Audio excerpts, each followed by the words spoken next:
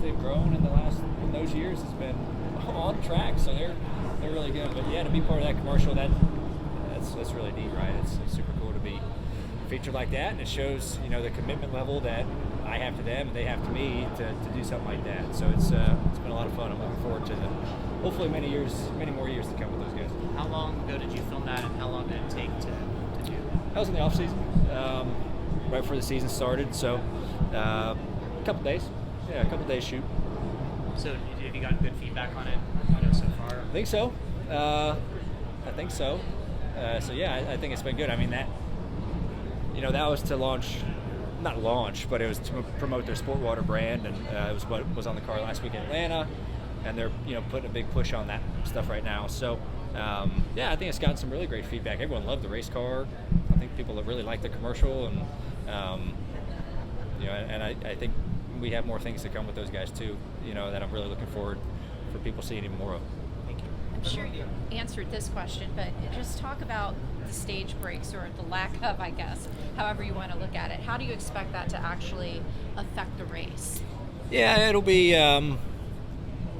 look back a handful of years ago, that's how it was, right? Exactly. So, it's just, you're going to be kind of pitting the race backwards. You kind of do that stuff. And it's something we've been talking about for a year or two, I think, between the drivers in NASCAR, because it's stage breaks at road courses, they can just jumble things up so much, and it gets messy.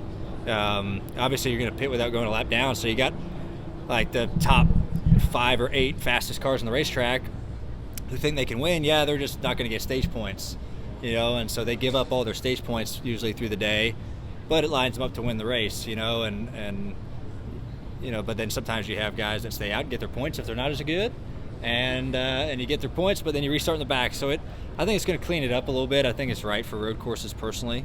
We'll find out, but I think it's fine. I have no preference either way, honestly.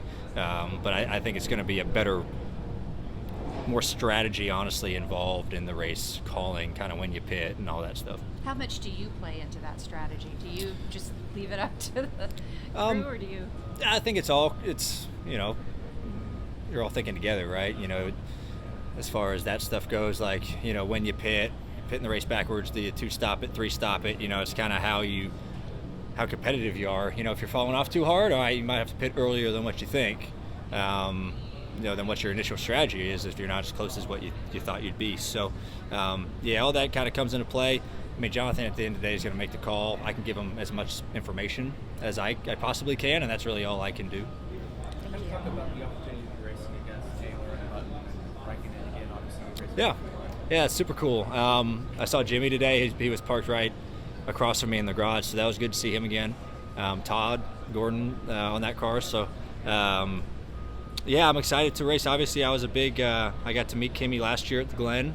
I was a big fan of his growing up. I was a big fan of Jensen Button growing up.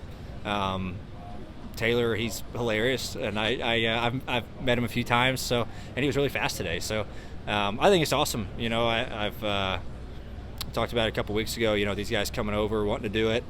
I think it's really, really neat that they want to try their hand. They can try any form of motorsport in the world, and they want to come try NASCAR, and I think that's great. You have F1 champions, Rolex winners, coming over and wanting to try it. I think that's healthy for the sport. So I look forward to racing with them. That's going to be a lot of fun, and hopefully they don't make me look too bad. Yeah, Taylor was obviously temped in practice, so do you expect Yeah, I expect him to be right up there. I mean, the 9 car is obviously really good at these road courses. That whole team knows what's going on.